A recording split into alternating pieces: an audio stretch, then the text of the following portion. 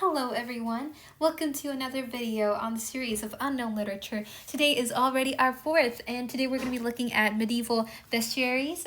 This is one of the most symbolically rich literary traditions of the medieval ages, and yeah, it's something that I previously didn't know about. It's a very deep, very not well known topic that is lovely to share about. So thank you so much for joining me. Yeah, before we get started, imagine a time when nature wasn't seen through a purely scientific lens like we do today. It wasn't like, oh, the flowers are there because the seeds came in there, and then there was a fertilization process that involved gametes and zygotes. Like, that wasn't a thing. Imagine when nature was seen as a reflection of something divine, of the divine order. Imagine when animals, both real and mythical, like unicorns, were not just creatures but symbols and moral lessons and spiritual truths as well. And that is basically the world you have of medieval bestiary.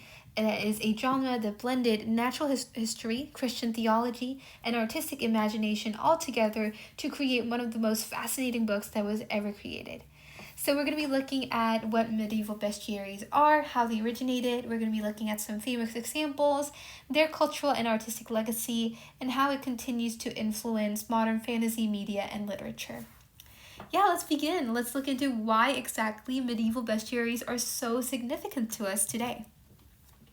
So again, what are medieval bestiaries? Medieval bestiaries are a compendium of animals, both real and mythical, accompanied by a moral or religious allegory.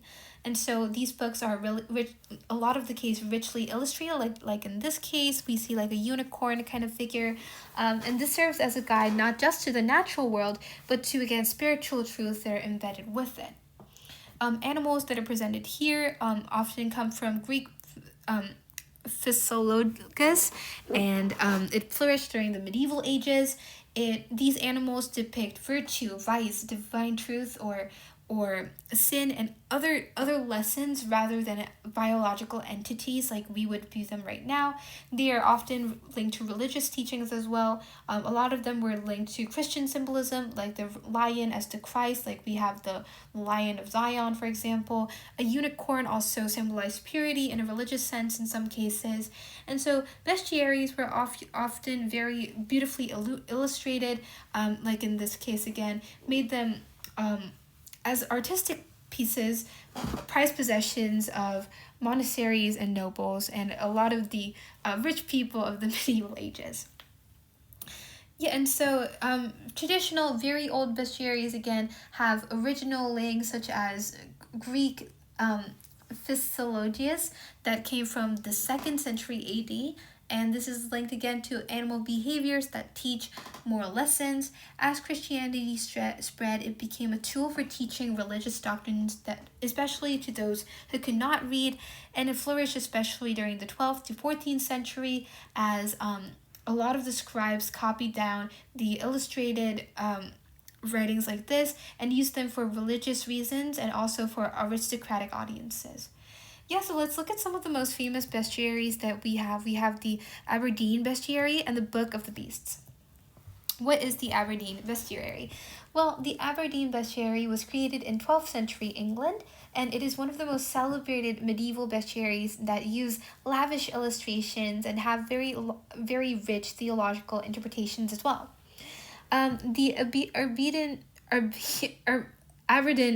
Aberdeen Bestiary is important because it uses both real and mythical creatures like lions, unicorns, and pelicans, all these different animals that we see here. That looks like a raccoon or an otter kind of animal. I'm not sure. That maybe looks like a fish, a gorilla maybe as well. We see kind of horses, maybe unicorns. We have deers here, a sheep, and some foxes, some cats or rabbits. All these characters were assigned symbolic meaning that reinforced Christian teaching. And so it has a lot of stunning illustrations that make it one of the most fine examples of medieval book art. And let's look just a bit into how our Aberdeen bestiaries use representation in religion. So Christ, again, the Lion of Judah, is, I would check just into that. Is it the Lion of Judah, or it is the Lion of Judah? There is both the Lion of Judah and the Lion of so the Lion of Zion, more often called the Lion of Judah. Sorry for the misunderstanding if any existed, but yeah, the Christ is often represented as a lion that breathes life into stillborn cubs, just as kind of the Christian tradition believes that Christ resurrected humanity. We also have a pelican that is associated with the Christ sacrifice of dying on the cross, using the blood from his own breast to feed its young, as a pelican does. And we also have the unicorn that is that captures the Christ's incarnation, a symbol of purity, and that's kind of capturing the virgin.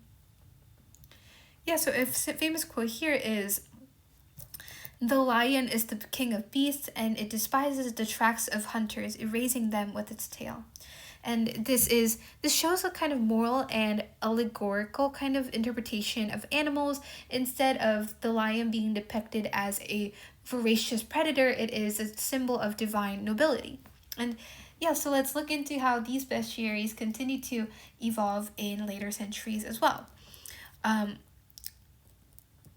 So we have the Book of the Beasts. The Book of the Beasts, written all the way later in the 16th century, was written by Don Juan de Australia, and he was not creating bestiaries from ground up, but bestiaries were still in the process of being developed, and he began to incorporate new kind of exotic animals from European exploitation and colonialism into these ideas. And so the Book of the Beasts by Don Juan de Austria blended traditional Christian allegories like we just saw.